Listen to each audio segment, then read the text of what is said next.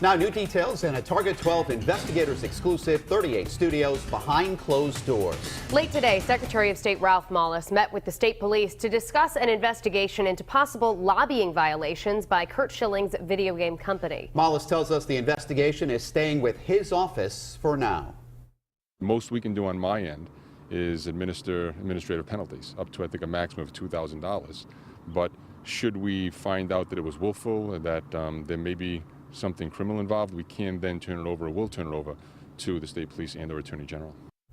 The probe launched after Target 12 revealed that not a single person ever registered to lobby on behalf of 38 studios. At the heart of our report was a key document Target 12 unearthed, revealing a lucrative contract a friend of former House Speaker Gordon Fox had with 38 studios. And tonight we've obtained more documents showing that friend, Providence attorney Michael Corso, signed multiple contracts with 38 studios. Target 12 investigator Tim White is here now with the details. These contracts leaked to me by a former 38 Studios insider show Michael Corso had 3 different companies that 38 Studios agreed to pay handsomely over the years. The paperwork reveals he handled everything from consulting to the redevelopment of the company's Providence headquarters. Target 12 has obtained a stack of documents that show just how lucrative the 38 Studios deal was set to be for Providence attorney Michael Corso. Corso signed this contract in July 2010, just before the company won approval for a $75 million taxpayer-backed loan. It was with Kingston Capital, one of his companies, according to state filings.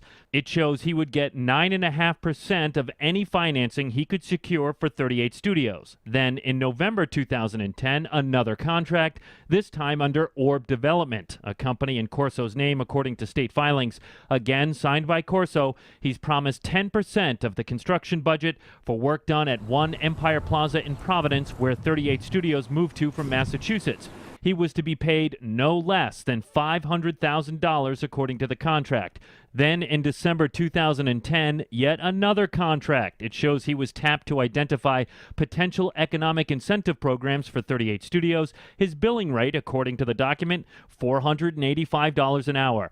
1 month later, another agreement. As Target 12 previously reported, Corso was to be paid $300,000 a year to, among several duties, have interactions with government agencies and various public officials. The documents also show Corso's tax credit company, Preservation Credit Fund, was retained to attempt to sell tax credits for 38 studios. In a new development, Target 12 has now confirmed that Corso, Curt Schilling, and other 38 studios insiders met in 2011 with Richard Leach, a top aide to Governor Lincoln Chafee, to discuss getting tax credits from the state. Leach tells us he did not tell the governor about the meeting at the time.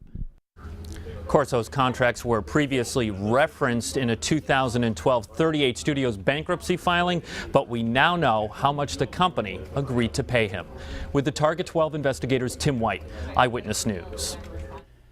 Tonight, we've also learned that attorney Michael Corso has been subpoenaed as part of the state's lawsuit over the 38 Studios deal. Both Corso and former House Speaker Gordon Fox received the subpoenas from Wells Fargo. The bank is seeking a list of records related to Fox's involvement in the state program that gave the company $75 million in a taxpayer-backed loan.